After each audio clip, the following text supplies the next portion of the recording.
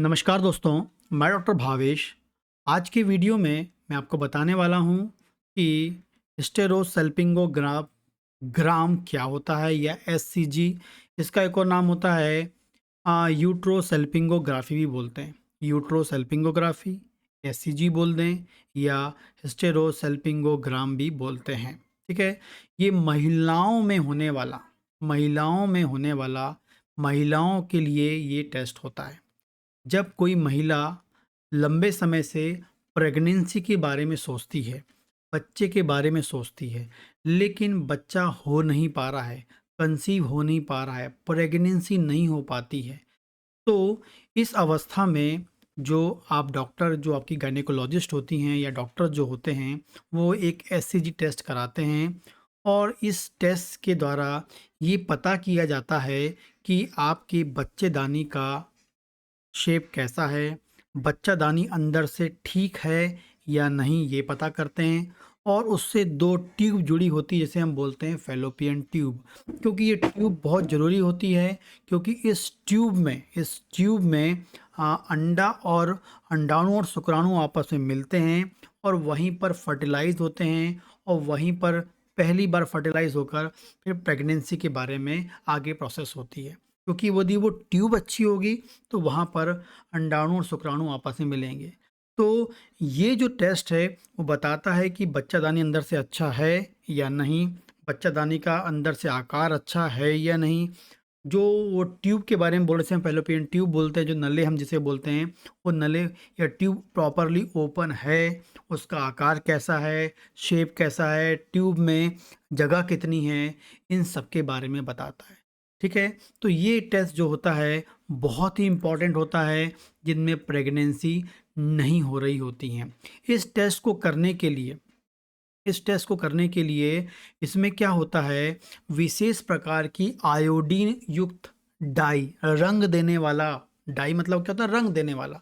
तो जो हमारे शरीर में जाके रंग देता है, वो मतलब आयोडीन युक्त रंग वाली एक डाई, या डाई जिसे बोलेंगे, या रंग देने वाला पदार्थ बोलेंगे, या डाई जो है उसका उपयोग किया जाता है। और जिसे सर्विक्स वाले पार्ट से उसको बच्चेदानी में इंजेक्ट किया जाता है, उस रंग वाले पदार्थ को। और रंग वाला पदार्थ अंदर जाता है और जब वो एक्सरे के संपर्क में आता है, ठीक है, तो वो एक लाइट देता है और जिससे हमको मालूम चलता है कि अंदर बच्चादानी का साइज़ कैसा है, शेप कैसा है, आकृति कैसी है, अच्छा है या नहीं, ट्यूब ओपन है या बंद है, ये हमको मालूम चलता है। तो एक विशेष प्रकार की स्पेशल एक्स-रे प्रोसेस होती है जिसमें आयोडीन बेस्ड डाई का उपयोग किया जाता है। ठीक है?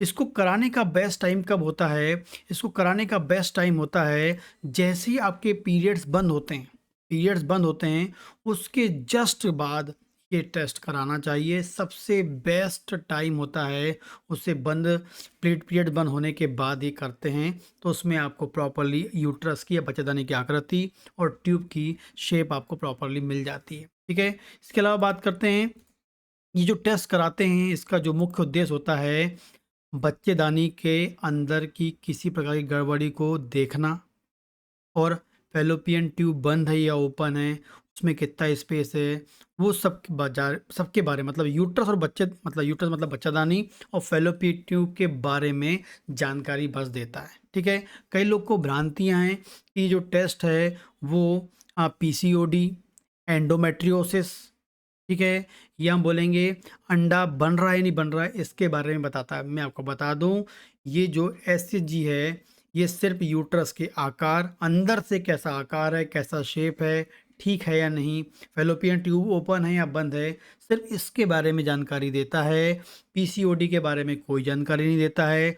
अंडा अच्छा बन रहा है नहीं बन रहा है, इसके बारे में कोई जानकारी नहीं देता है। महिला के यूट्रस में एंडोमेट्रोसिस तो नहीं है, या उसमें एंडोमेट्रोसिस की बीमारी तो नहीं है, इस बारे में कोई जानकारी ये नहीं देता है। ठीक है, सिर्फ और सिर्फ बच्चेदानी की आकृति और ट्यूब ओपन है या नहीं, इस बारे में जानकारी देता है। क्योंकि यदि प्रेगनेंसी नहीं हो पा रही है तो ये आपको पता करना होता है कि ट्यूब ओपन है या नहीं, क्योंकि ट्यूब ओपन होगा तभी शुक्राणु जा पाएगा अंडे के पास। ठीक है, और कई बार क्या होता है, शुक्राणु पहुंच भी जाए लेकिन फर्टिलाइज होने के बाद अंडा बाहर नहीं आ पाता है। ठीक है?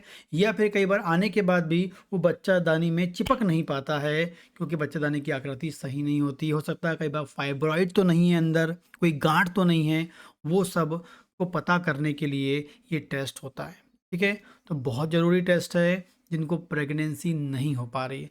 बहुत सिंपल सा टेस्ट होता है, कोई डरने वाली बात नहीं होती है, रेगुलर हर गायनेकोलॉजिस्ट करवाती है जब किसी की प्रेगनेंसी नहीं हो पा रही है लंबे समय से। लेकिन आपको बता दूँ, आज के ज़माने में एक और इससे एडवांस टेक्नोलॉजी है, लेप्रोस्कोपी नाम की टेक्नोलॉजी होती है, वो भी गायनेकोलॉजिस्ट यूज़ करती हैं, ठीक है? क्योंकि इसमें कई बार देखा गया है कि जो फैलोपियन ट्यूब ये बताती है ब्लॉक, लेकिन कई बार फैलोपियन ट्यूब ओपन होती है, ठीक है?